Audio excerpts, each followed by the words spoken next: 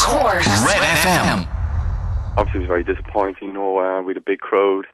The first game at home, there was high expectations after the result in Derry, and unfortunately, we just didn't perform the night.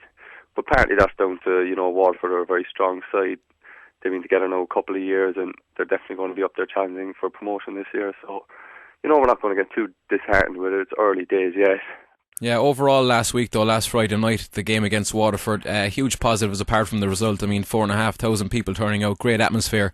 So a huge positive in terms of the future of the club. Yeah, I think, it shows that soccer's still alive in the city, and in fairness, we had a massive following, and there was huge interest coming into the game.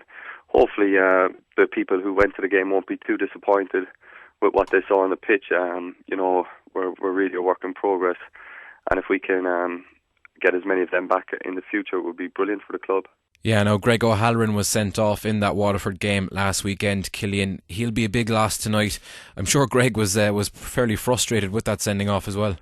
Yeah, definitely. I think it was born out of frustration. You could probably see on the pitch that a few of the players were getting frustrated at probably just general frustration at the way we performed, because we were expecting to do better than that, and unfortunately we came up against a very strong Waterford side, and the frustration probably got the better of Greg, and I know he'll probably be disappointed in himself, so it'll mean that we're going to have to make changes again.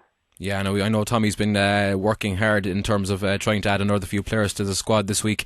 I think, as far as I know, your own brother Cahill has come in, and there's a Slovenian fullback whose name I'm not going to try and pronounce, but there are a couple of more players who've come in this week. Yeah, I think as the weeks go by, you'll see Tommy put his own shape and his own stamp on the team and the squad. Like, he's done a fantastic job to get as many players signed as we have done. So this week again, we've got two more players, and they're going to strengthen us massively again. The Slovenian lad Oris, I think his name looks a decent prospect, and somebody I'm sure the fans will be looking forward to see. Yeah, and Tommy seems to be working very, very hard to try and get things on track. How much are you enjoying working under him? Yeah, it's been very enjoyable so far. We've known Tommy since last year under Paul Doolin, and he's really carried on his work with the approach. We've been extremely professional in our approach, even though we haven't had the luxury of being able to train every day as we had last year with other fellas working and in college now. But he's extremely professional. He's quite demanding in what he wants out of you. But it's all for the good, really. And like I say, it's going to take time for his ideas to be transferred onto the pitch and for everybody to know what their role will entail in detail. But I think as the weeks go by, that's something that we'll definitely achieve and something that will be progressed. Yeah, and the Athlone game will be your third game as captain as well, Cillian. How much are you enjoying that role?